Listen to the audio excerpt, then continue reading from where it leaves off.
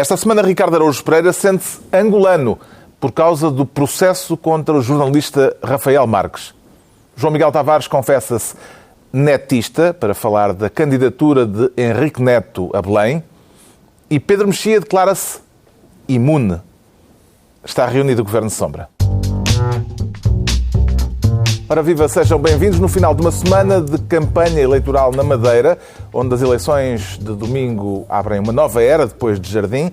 Falaremos disso mais adiante, neste Governo de Sombra em que o Ricardo Araújo Pereira quer ser Ministro dos Cofres Cheios. Portanto, para elogiar a ação do Governo nos últimos anos, Ricardo Araújo Pereira. É isso mesmo, para elogiar a ação do Governo. Conseguiu, de facto, arrebanhar bom dinheiro às massas trabalhadoras, sacaram massas às massas e o que é curioso nisto é que, portanto, a Ministra, são declarações da Ministra das Finanças num encontro com a JSD. Já numa semana aqui atrasado. Exato, em que ela disse duas esta coisas importantes. semana houve reações. Sim, e por isso é que pegamos. Disse duas coisas importantes, que foi multipliquem-se, disse ela para as pessoas da JSD. Check. Check. Sim, tu fizeste isso, mas tu não és da JSD. Não sou. Nem quer ser. Eu, contigo tudo bem, sou a favor. Com pessoas da JSD, não sei. E agora, a segunda coisa que ela disse foi que Portugal tinha os cofres cheios. E isso faz com que Portugal seja, então, um daqueles falsos vagabundos que José Rodrigues dos Santos viu a passear por Atenas. Porque, pelos vistos, somos pelintras que têm os cofres cheios. É exatamente o caso que o José Rodrigues dos Santos descreveu. Temos uma legião de desempregados, gente a passar por dificuldades, mas o que há de errado em ter os cofres cheios? Há um primeiro ponto que é, em alturas de crise, é feio uma pessoa vir para a rua dizer: ui, o caviar que eu estive a comer agora, estive a beber bom champanhe. Mesmo com sotaque francês. Mesmo que seja com vista para a Acrópole. Aquilo não era champanhe, era um Reles vinho branco. Santorini, não é? Era Santorini aquele vinho? Era Santorini, boa casta. Quem sabe.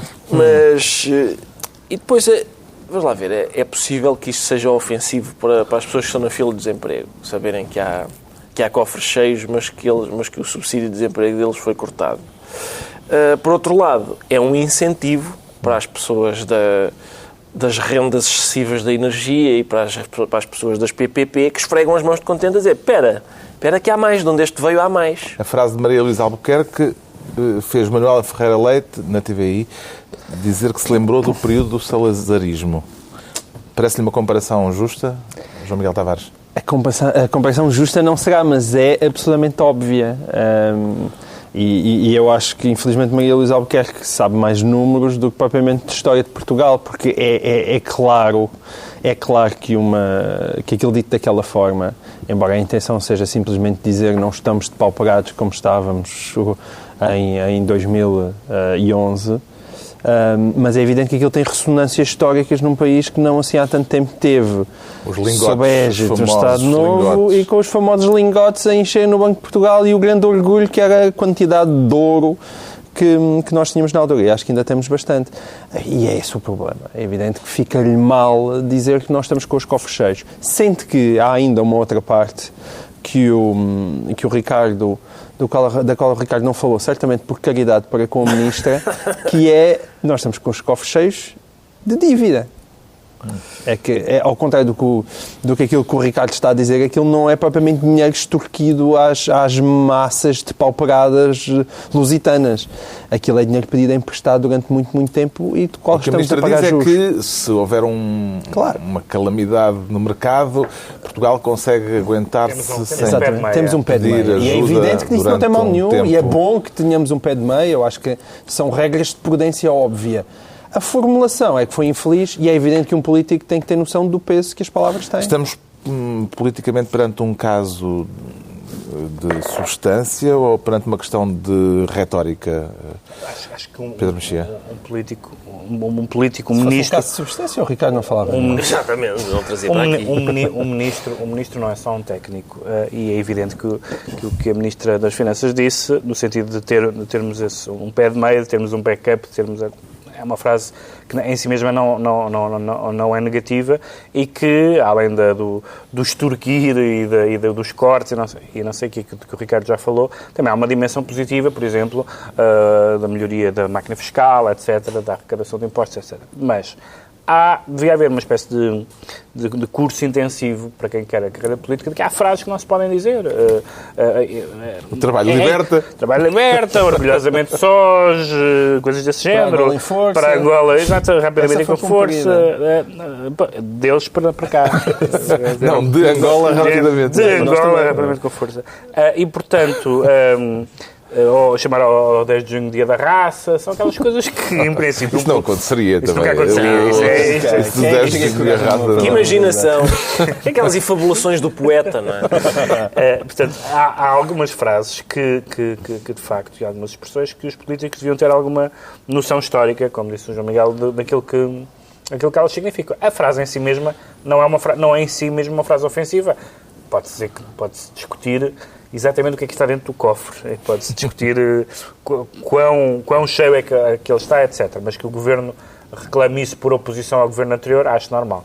A formulação é bastante infeliz. Está entregue ao Ricardo Araújo Pereira o Ministério dos Cofres Cheios, enquanto o João Miguel Tavares quer ser Ministro do Ressarcimento. Gosta de ressarcir, João Miguel? Gosto de ressarcir, com certeza. Normalmente ressarce? Eu ressarço, naturalmente eu ressarço. É realmente divertido quando certos verbos têm conjugações engraçadas. Não é? Eu ressarço, mas tento ressarcir com o meu dinheiro e não com o dinheiro dos outros. Neste caso, suspeito que tem dúvidas sobre a ideia de ressarcimento. Tenho, porque foi uma ideia verbalizada na RTP por Carlos César, que depois tentou apressadamente emendar a mão, porque aquilo saiu-lhe mal. Até porque Carlos César, como todos sabemos, tem grandes responsabilidades hoje em dia na entourage... É o presidente do PS. Sim, é o presidente do PS e tem grandes responsabilidades na entourage de António Costa. Há quem fale dele até para possibilidade, em caso de desespero, de candidato a presidente da República. E ele foi muito infeliz. O que ele disse foi que o Estado, se o PS chegar ao governo, deve assumir as dívidas aos credores do BES. A expressão foi um ressarcimento na íntegra das aplicações e que o Estado deve assumir as suas responsabilidades nesse domínio. Sendo que no dia seguinte, ele, em declarações à Lusa, tentou emendar a mão e disse não é o Estado tem que obrigar o novo banco a ressarcir. Ora, Caixa tem que ser mais prudente. O BES é um péssimo sítio para estar a fazer campanha política e já a campanha eleitoral. Mas o que é que conta? Conta a frase que poderá ter sido dita de uma forma um pouco mais ligeira, mas que depois é corrigida, ou conta a correção posterior? As duas são más. Uma, eu agradeço inicial. que Carlos César me recorde que realmente, para eu nunca votar no Partido Socialista nos tempos mais próximos, porque às vezes posso ter essa tentação, até porque António Costa me parece uma pessoa relativamente decente, embora me esteja a desiludir muito nos últimos tempos, mas realmente esta ideia socialista de que o Estado deve tomar conta de todos nós, é algo que está entranhada na pele. E num caso como o BES, as pessoas têm que perceber o que é que isso significa. Eu acho que finalmente as pessoas percebem que quando se diz o Estado paga, quem está a dizer que o Estado paga quer dizer que pagamos nós.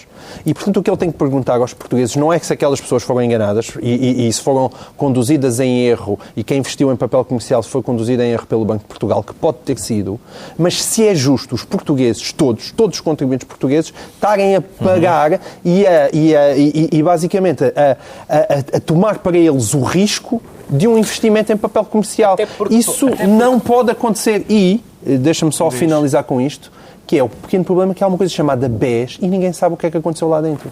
Porque fala-se, havia supostamente provimento para 2 mil milhões de euros, mas há já quem fala que estamos a falar de valores próximos de 6 mil milhões de euros. Ninguém sabe exatamente quanto é que foi o papel comercial que foi subscrito. E, portanto, isto são umas declarações numa irresponsabilidade total, inadmissíveis para quem quer vir a ser governo até porque brevemente. Tenho ideia que o Estado, aqui há atrasado, tentou salvar um banco e que ainda estamos a pagar. Diria que não é para repetir, não é uma ideia. A Ministra das Finanças já considerou esta ideia preocupante, a ideia da primeira frase de Carlos César, não da versão corrigida. Em termos eleitorais, isto seria um trunfo para quem, Pedro Mexia? Pode ser um trunfo para os futuros e possíveis ressarcidos que dizem, vou votar PS porque... Se apressaram a celebrar essa declaração, Sim, claro. mas para o eleitorado móvel que decide eleições e que vota PSD, ora PSD, ora PS, é um eleitorado em geral sensato. E esta declaração não é sensata. Portanto, não é sensata que houve imediatamente um emendar de mão e lembra-nos o pior do que tem sido a governação socialista, que é tirar dinheiro por cima dos assuntos e fazer propostas de intervenção estatal que agravam o problema em vez de resolverem. Na sua qualidade de gato entalado, como já foi escrito, Ricardo Araújo Pereira, parece-lhe que Carlos César estava a tentar caçar o seu voto? Bom, se estava, falhou, porque eu nem assim votava no PS, devo dizer, nem com a promessa de me devolverem o dinheiro. De facto, saiu essa notícia, é uma notícia que, tirando os factos, estava toda ela correta, tirando o facto do montante não ser aquele, do balcão de subscrição ser outro, tirando isso, não é? Estava certo, porque foi de facto um montante sem o qual eu fiquei, ao que me diz Pedro Mexia, para gáudio do semanário O Diabo. E agora, eu acho que, vamos lá ver... E teve a ver com o BES também, portanto, essa parte também... Essa parte Tinha a ver com ele. E tinha a ver com o BES, sim. Portanto, eu perdi dinheiro e foi realmente em papel comercial da Esgatana. Aquilo não é esgatana, não são ações nem nada. Atenção, aquilo é papel, são títulos de dívida. Qual é o seu perfil de investidor? Conservador, senhor gestor de conta. Com certeza, tenho aqui um negócio que não falha. E pumba! É assim. Pronto, mas o que é que eu quero? Quero o seguinte, isto do Carlos César falhou, eu nem que me devolvessem dinheiro, não quero, porque eu já estou a pagar o VPN e acho que é chato as pessoas estarem a pagar o BES a mim. Não quero. Embora, enfim, com o avançar da carruagem vai haver bancos falidos para pagarmos todos uns aos outros e até acabava por ficarem as contas saldadas. Mas... eu creio que o Carlos César o que diz que é o Estado devia assumir as suas responsabilidades, não, já devia ter assumido, não é? Portanto, o regulador se calhar não devia ter permitido que as coisas chegassem àquele ponto. Segundo, a minha medida é esta: eu mandatei Mariana Mortágua para ir descobrir exatamente onde estão as minhas notas, especificamente as minhas, porque Mariana Mortágua vai certamente, ela está a apertar com eles forte e eu tenho gostado muito de ver. Apesar de teres abandonado o partido. Eu abandonei o Bloco, eu nunca fui do Bloco. Eleitoralmente. Ele é do falando. livro. Eleitoralmente vou andando, hora é um, hora é outro. agir. Não sou. Não. És contra partidos com Não pontos de ages? exclamação? Aquilo parece... Há um jornal, não sei se é o 1º de janeiro, se é o Comércio do Porto, que faz aquilo sistematicamente. A manchete tem sempre um ponto de exclamação virado ao contrário. As primeiras duas é engraçado. Agora, todas as semanas. Pimba. Bom. Temos o Pedro Mexia, ministro da Travadinha. Não, temos ainda o Ricardo Araújo Pereira, pois já estou a fazer um spoiling. O João Miguel Tavares é que fica ministro do Ressarcimento. Exato. E vamos ter o Pedro Mexia, ministro da Travadinha. Não do Travadinha. Não. Podia estar a dar-lhe para a música cabo-verdiana. Não. Por acaso gosto, mas não é o caso. Gostas de Morna? Gosto, sim, senhor. Claro que sim. Claro que sim. Tu não és um grande apreciador de fado e gostas de Eu Morna. gosto de melancolia em qualquer continente e qualquer latitude. Bom. Dar uma travadinha a alguém quer dizer dar-lhe um ataque qualquer, não é? Sim, mas aqui o que acontece é que foi... Uma coisa súbita. Isto não foi súbito, mas houve esta declaração de que... O Sr. Pinto Monteiro... de que o anterior Procurador-Geral da República travava esta acusação. A acusação é do novo presidente do Sindicato do Ministério Público, António Ventinhas. Que numa entrevista acusou Pinto Monteiro de travar Os processos mediáticos e, portanto, no fundo, de proteger aquilo que se chama os poderosos, enfim. E dizendo uma coisa que, embora seja por provar, a prova não foi feita, mas que indiscutivelmente corresponde a uma sensação generalizada do país, pelo menos do país que lê jornais e que se interessa por essas coisas. Ele diz que há um antes e um depois, o antes sendo Pinto Monteiro e o depois sendo Joana Marques Vidal, na seriedade e na celeridade com que avançam esses processos. relativos a figuras públicas, a políticos, etc. E que é visível não só no Ministério Público. Como digo, não está totalmente provado que isso seja assim, mas se me perguntassem a olho nu, se eu tenho essa impressão e se qualquer um de nós tem a impressão, acho que qualquer pessoa diria sim, é verdade. Mudou qualquer coisa e parece que, no fundo, os processos estavam travados. Isto é um processo de intenções e eu não estou a dizer, não tenho elementos para dizer que eles tenham sido travados. Agora, que alguém ligado à magistratura faça esta questão, que é uma questão muito grave, e tendo em conta as coisas que têm acontecido em Portugal nos últimos meses, no último ano, nos últimos meses, algumas das quais vinham sendo faladas há anos e não avançavam, não se sabe porquê, isto cria um clima de suspeição muito preocupante. Que grau de gravidade é que atribui a estas declarações do novo Presidente do Sindicato do Ministério Público, João Miguel Tavares? Um grau bastante alto. Alerta amarelo? Alerta laranja, assim a cair para o vermelho. Mas porquê? Isto tem tudo a ver com vamos sempre bater no preso número 44. Hoje em dia, vamos sempre bater nos dois sentidos da palavra. Com base naquilo que se sabe e naquilo que vem a público.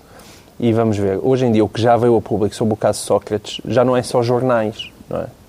É que já há acórdãos do Tribunal da Relação. E, portanto, os indícios são brutais. É evidente que pode-se ver a história da presunção de inocência e tudo isso, mas existe um espaço público que está a ler aquelas notícias. E é uma avalanche de tal maneira forte que as pessoas acham que estão estupefactas. Até eu próprio. Estou estupefacto. Tem havido sucessivos tribunais a dizer que os indícios são fortíssimos.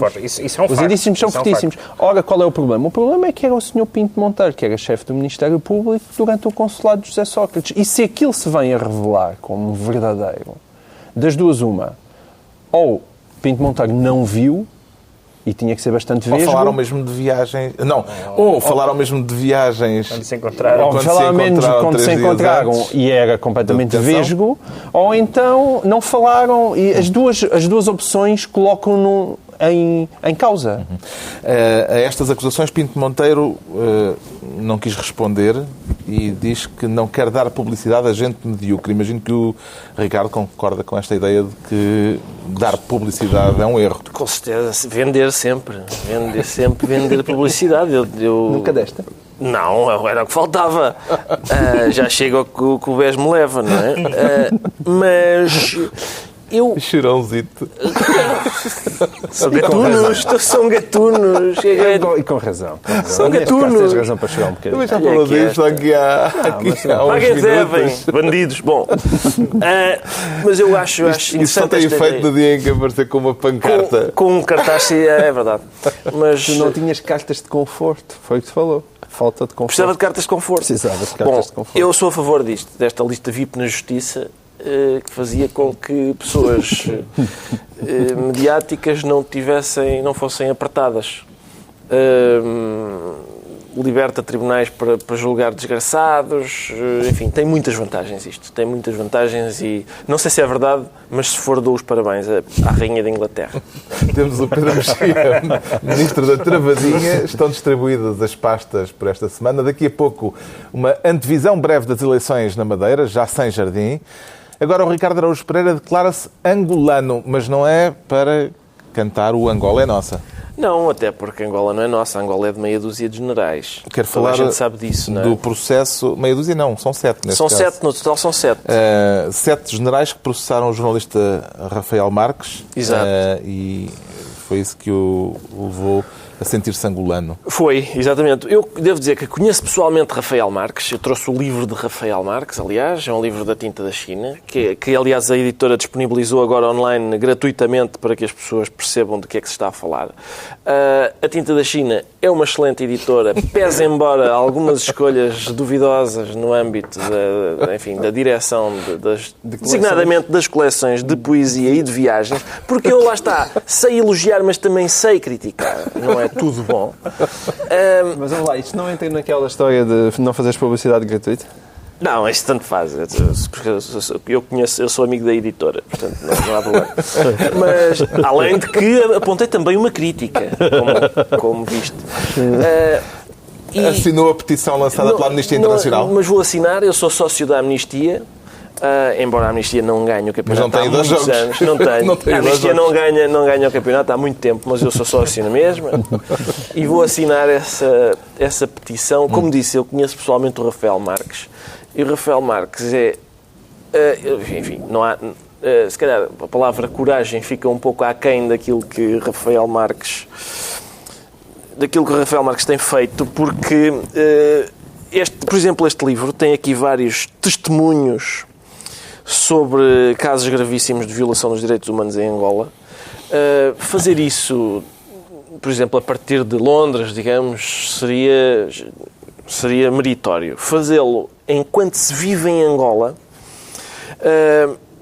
deixa-me vergado perante a coragem de Rafael Escroto de Aço Marques, que é como eu lhe chamo carinhosamente, até pessoalmente. E, portanto, era giro, eu acho que era engraçado.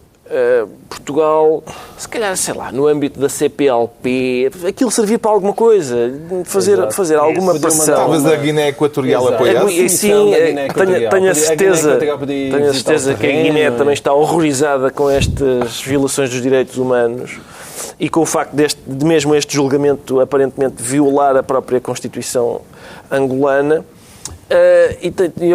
Era engraçado Portugal fazer alguma coisa. Vê isto como um caso interno de Angola ou como um caso de dimensão internacional e de direitos humanos, João Miguel Tavares? Para já não. Tendo em conta que nós vivemos em Portugal, assuntos internos de Angola, eu acho que é uma expressão que já não se aplica, não é? Isto hoje em dia nós já somos mesmo países irmãos, às vezes mais irmãos do que gostaríamos. Ou pelo menos do que eu gostaria.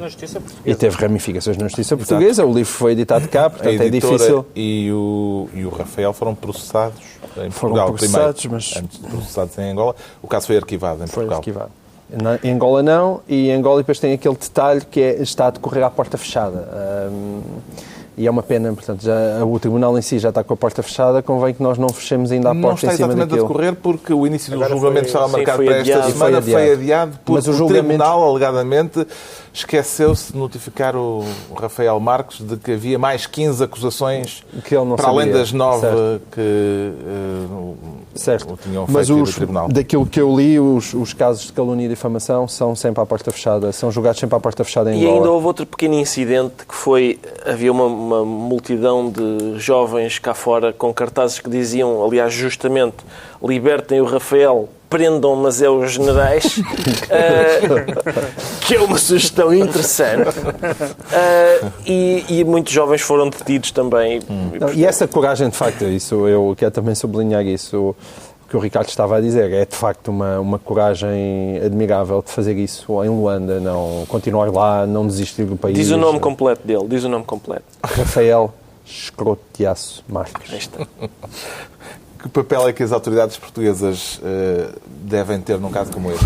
As autoridades portuguesas neste processo, tanto quanto eu sei, têm tido alguma intervenção discreta, não necessariamente as autoridades em que nós estamos a pensar, não certamente a CPLP, enfim, cuja inutilidade não quer demais sublinhar nestas matérias. Não sei se o Ministro dos Negócios Estrangeiros também, mas nomeadamente a Presidência da República, enfim, tem havido algumas diligências discretas e tem havido o apoio de figuras públicas e políticas portuguesas. Mas isso é uma informação pessoal? Sim, obtida... é semi-pessoal. Okay. É uma novidade? Totalmente é fontes.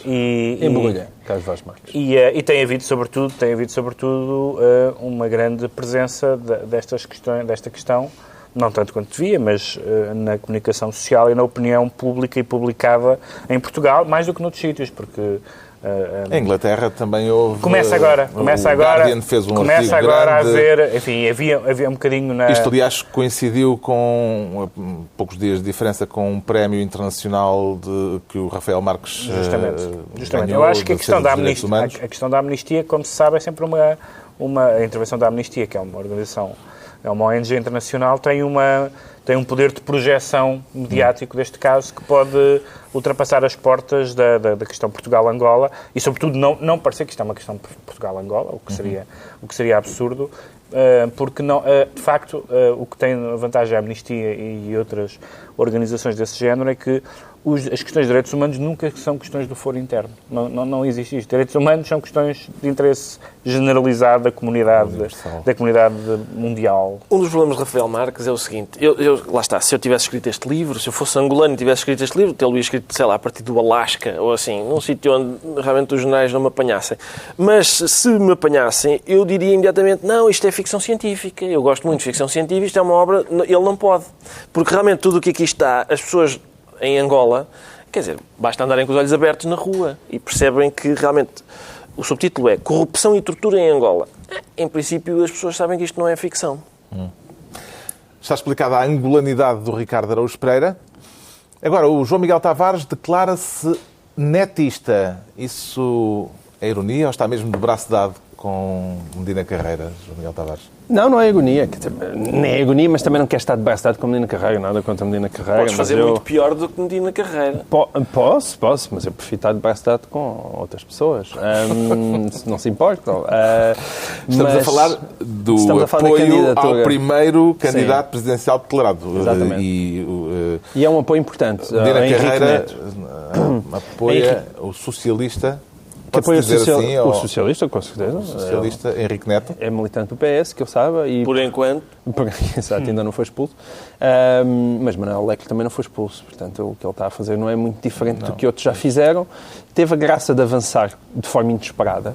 Aparentemente isso não tinha saído, as pessoas não estavam a falar nisso. E é o primeiro candidato presidencial assumido. E a verdade é que Henrique Neto, da imagem que eu tenho dele, sempre pareceu uma pessoa decente, que pensa Portugal e que tem livros sobre isso e que, dentro daquilo que são os meus critérios importantes em termos pessoais, políticos, filosóficos, morais, éticos, desportivos, até estéticos, esteve do lado certo. Esteticamente é agradável? Não, é aquilo que eu vou dizer. Ele foi para aí um dos 3 socialistas que no tempo socrático levou o tempo todo a denunciar aquilo que já Sócrates era. E foram para aí 3. Portanto, ele é um mini Rafael Marques do PS, digamos assim. Mas ele tem experiência em política externa, João Miguel? Não sei se tem experiência em política externa. Então é por aí que devemos começar. Exatamente, é verdade. Tens que ler os roteiros novamente. Pode faltar-lhe alguma experiência. Agora, qual é o meu espanto quando o senhor decide avançar com candidatura, um senhor perfeitamente respeitável e leva umas traulitadas do PS completamente despropositadas. O José Lelo, que como sempre foi profundamente José Lelo, decidiu chamar-lhe Beppe Grillo, Augusto Santos Silva, com umas indiretas, estava-lhe a chamar bobo, e o próprio António Costa diz-me, é-me indiferente. Para quê? É-me indiferente, é um militante socialista, quer dizer, acho que lhe seria mais respeito e o seu percurso merece mais respeito. É um militante socialista que, presumivelmente, não fará moça em termos eleitorais. Justamente, Pedro Mexia. Aí não sei se te acompanho. Isto é uma candidatura que tem alguma viabilidade eleitoral ou é só para marcar terreno político? Penso que é uma daquelas candidaturas espontâneas de alguém que, sendo um partido, embora esteja mais ou menos desalinhado, vai a jogo, como aliás nas últimas eleições presidenciais, foi nas últimas ou nas penúltimas? Acho que foi nas últimas, apareceu defensor de Moura, não era assim que se chamava aquele candidato um defensor de Moura. E que que terá 0, qualquer coisa. Em princípio, pode acontecer qualquer coisa que eu não estou a antecipar. Do ponto de vista... Só o apoio de Medina Carreira vale mais do que 0, qualquer coisa. Não, isso também não sei. Não sei o que é que... Vale. Ele pode ter um discurso... Podemos continuar assim até ao fim do programa. Ele tem um discurso que pode entrar num eleitorado, é uma figura independente, ponderada, não desvalorizes. Quer dizer, é evidente que é uma caixinha fechada, as pessoas não têm projeção política, depende muito daquilo que ele vier dizer. O que é estranho é que, sendo um candidato com uma notoriedade, apesar de tudo, limitada, embora apareça regularmente na televisão, etc., e tem um percurso político e cívico, etc., mas não é uma figura pública assim imediatamente reconhecível, e, portanto, não se antecipa, não teve apoiantes de peso tirando Medina Carreira, não se antecipa propriamente uma ameaça eleitoral. O que é estranho é o coro de vozes socialistas tão ásperas em relação a ele, e eu acho que é muito menos pela moça eleitoral que ele possa vir a fazer do que por isso que tu disseste, porque ter sido um socialista que tem voz pública e que não é um antissocratista de hoje, mas de sempre. E isso pode incomodar. Só que não sabemos se até às eleições o PS não tem que se mostrar mais violentamente antissocratista por razões eleitorais do que tem sido até agora.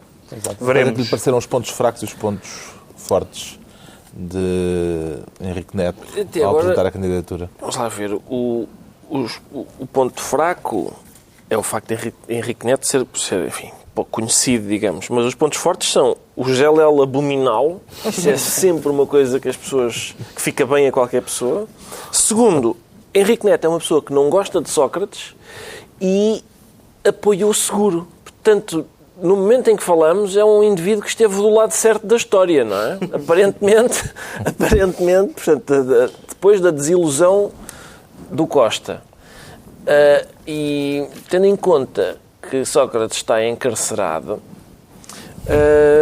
este senhor parece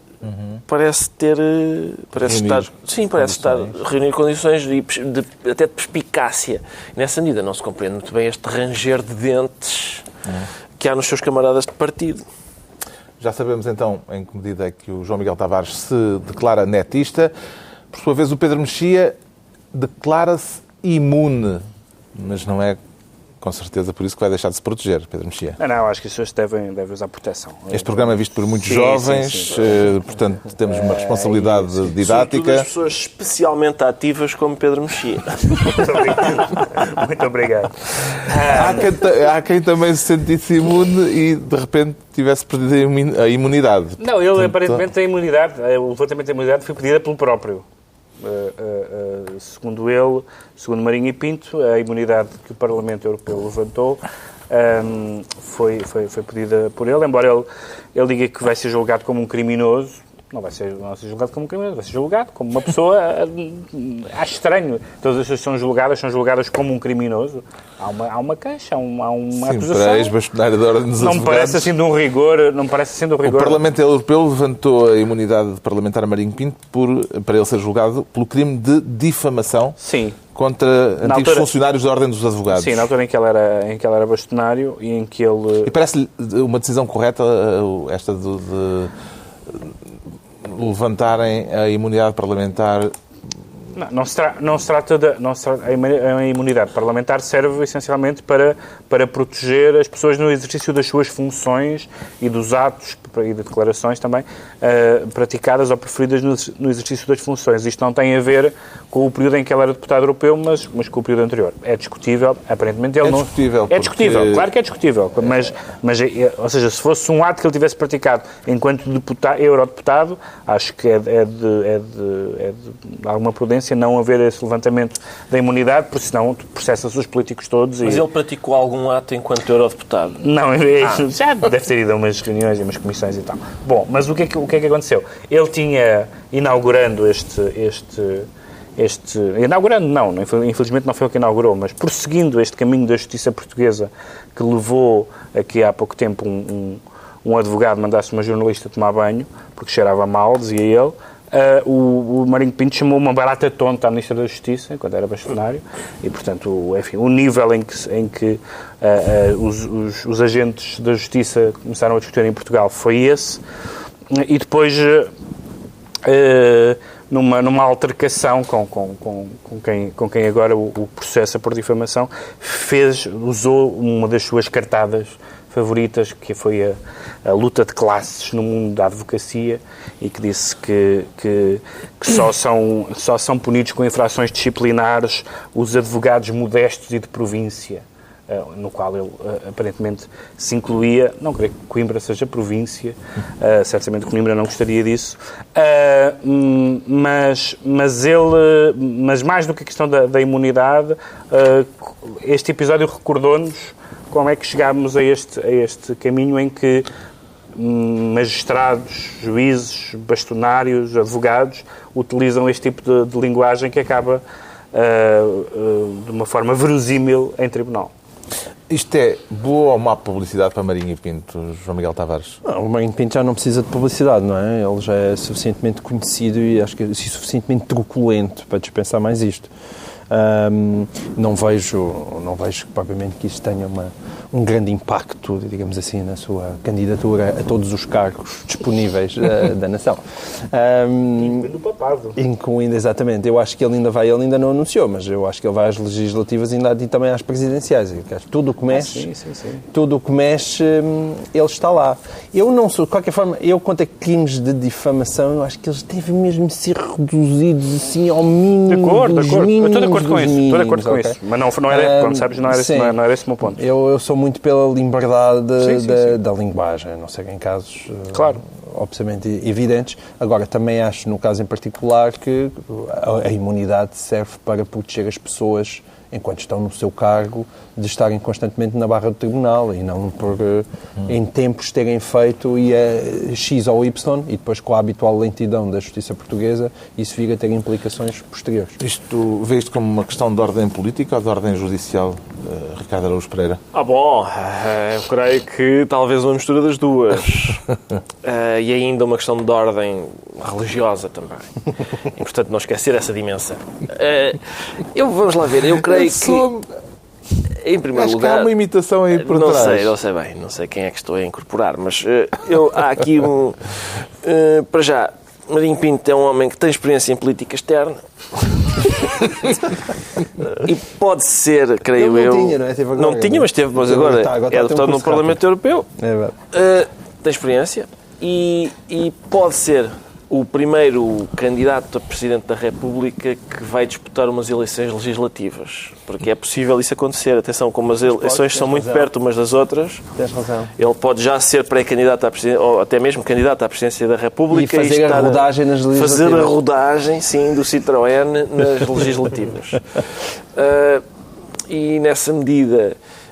eu acho que é melhor ele levantar a imunidade aqui temporariamente só para ser julgado por isto e depois repor a imunidade, porque vai ter muito para insultar em campanhas seguidas. E muita imunidade e depois para ganhar. Pronto, sabemos porque é que o Pedro Mexia se declara imune, mas não é por isso seguramente que vai deixar de se proteger. Entretanto, no domingo temos eleições na região autónoma da Madeira. Que significado é que estas eleições, Pedro Mexia, podem ter ou têm, tendo em conta que é, desde há muitas décadas, a primeira eleição sem Alberto João Jardim? Eu, até agora, do que li sobre as eleições na Madeira, a frase que me impressionou mais, que me chamou mais a atenção, foi a frase de Miguel Albuquerque dizendo que admite coligações à esquerda se o PSD ganhar com a maioria relativa, o que é realmente uma mudança quase revolucionária em termos da maneira como é concebida a vida política na Madeira.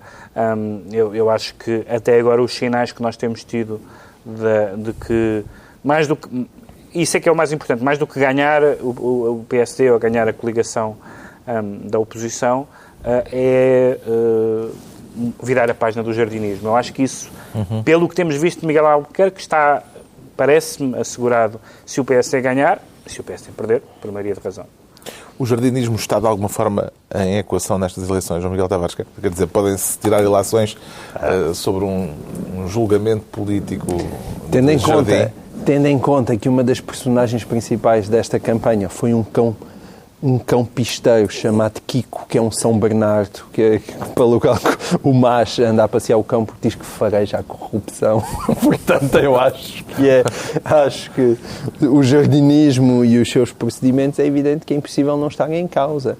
A única coisa que, se eu fosse um homem de esquerda e fosse socialista, poderia estar a ganhar as eleições, suponhamos, conclui-se daí que é uma caução ao período de Jardim? Que de facto é extraordinário, como realmente nem PS, nem qualquer tipo de opinião conseguiu fazer uma verdadeira oposição, não é?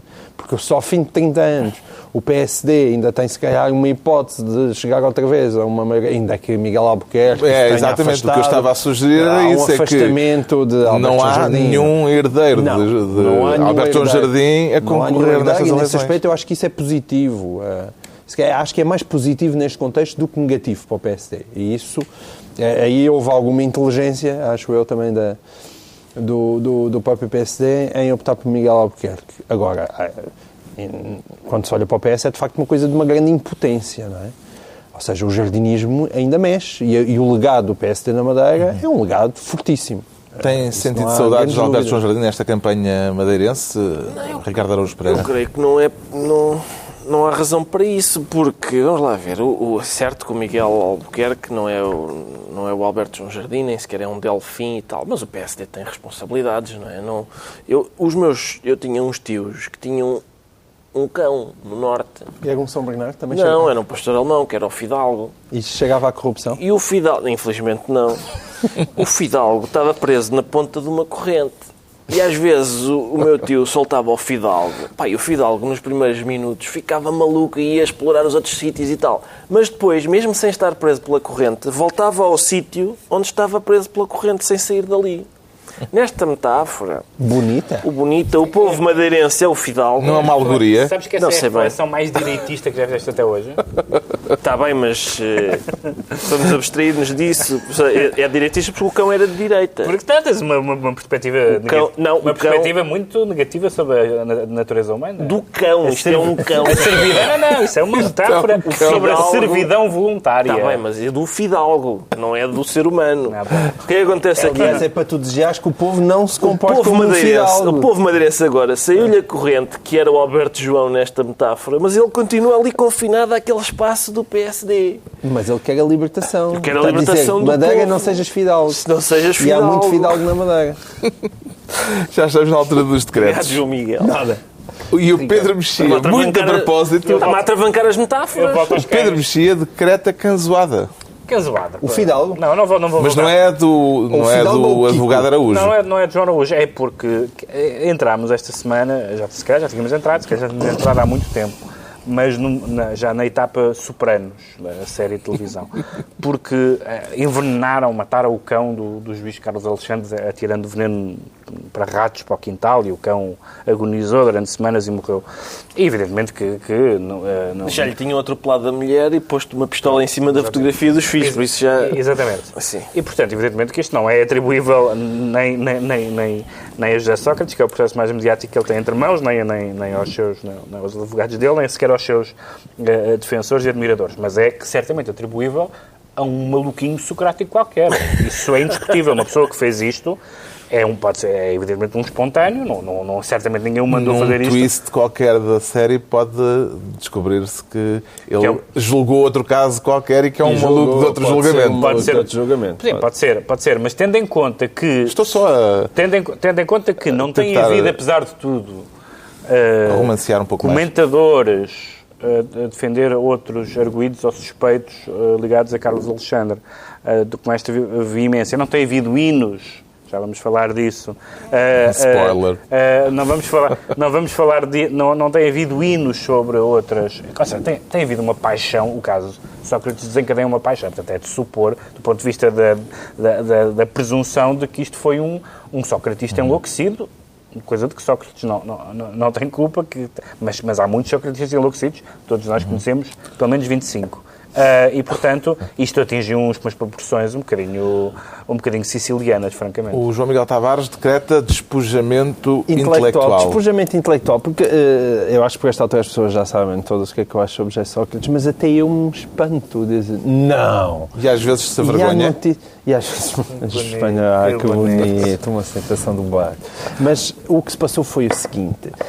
O Sol veio com uma manchete que eu acho que ainda carece um bocadinho de melhor exploração, fundamento e mais notícia, mas que a ser verdade, de facto, a gente já não sabemos, já não temos mais queixo para cair, em que a Confiança do Mundo, essa bonita obra de José Sócrates, com a qual ele fez o mestrado em Ciência Pô e depois foi publicada e bastamente comparada pelo próprio José Sócrates, não foi escrita por ele. Repara. Não foi escrita por ele, é a manchete, Mas o a Sol manchete também só está desta contra tudo. Quer dizer, sexta-feira. antigamente era, ele comprou o livro. Mas claro que comprou, para ver o que é que lá está escrito. Das duas, uma. Ou escreveu e não faz sentido comprar o livro, ou não escreveu e faz sentido comprar, para ver. Mas já agora deixa eu ver o que é que eu Precisavam de escrevi. 10 mil exemplares. Se calhar, claro, tens um em casa, tens um na casa de banho, vais às férias, tens outro exemplar. E a ser Um homem muito verdade. viajado, sem Sol ter diz livrado de que muitos há sítios. fortíssimas suspeitas que tenha sido um professor catedrático catedrático a escrever o livro por ele e que já estaria a preparar o seu novo livro chamado Carisma. Quer dizer, isto, se é verdade, já começa a ultrapassar tudo e, por favor, Hollywood, olhem para José Sócrates, porque isto já merece um filme. Scorsese, Coppola... O filme não sei se vai ter, mas já tem um hino. Tem um hino, sim. E o Ricardo Araújo Pereira decreta obrigado, José Sócrates. Eu decreto obrigado pela vida. É obrigado pela vida? Eu decreto obrigado pela vida porque a certa altura do hino diz-se obrigado pela vida. Portanto, todas as pessoas envolvidas no hino são filhas de José Sócrates, aparentemente. E são muitas. José Sócrates, o povoador, pode ser um cognome. Depois, o hino começa com a frase: era uma vez uma criança que sonhava com ventoinhas a rodar nos montes. Portanto, isto faz-me logo antipatizar com o José Sócrates enquanto criança, que olhava para um monte e dizia: para giro jogar aqui à bola com os meus amigos. Não, eu quero montar aqui um dispositivo de energia eólica. E nessa medida, talvez a música devesse ser uma coisa mais pormenorizada, do género: era uma vez uma criança que sonhava ver nos montes ventoinhas a rodar e, quem sabe, depois de adjudicar o contrato para a montagem das ventoinhas, meter algum ao bolso. Mas, enfim, fica uma letra um pouco mais comprida. Mas mais realista. Mas talvez... Bom, quem sabe, dizia lá, quem sabe, eu não me esqueci, pois não? Quem sabe? Mas o refrão... Não sei se temos hipótese de ouvir. Obrigado, José Sócrates. Obrigado, José Sócrates. Vamos despedir-nos com... Sim, então com eu vou dizer primeiro. Diz: obrigado, José Sócrates. Obrigado, meu amigo. E isto é que é perigoso, porque há o risco de José Sócrates ver o vídeo e dizer: somos amigos. Então emprestem-me 2 milhões de euros cada um. Não sabia. E pronto, está concluída mais uma reunião semanal. Daqui por uma semana no Governo de Sombra. Pedro Mexia, João Miguel Tavares e Ricardo Araújo Pereira. E obrigado por estes bonitos momentos musicais. Obrigado, José Sócrates. Obrigado, meu amigo. Estou aqui com tanta gente. Um abraço bem sentido. Mas isto fica no ouvido, é catchy. Sabes o que é que devíamos fazer? Devíamos fazer assim. É um grande livro, aparece o Lenin em cima do canhão. Sim.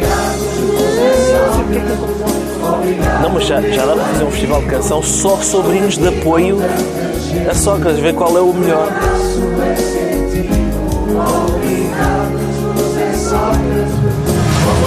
O Pedro deve estar a pensar: tirem isso, pá.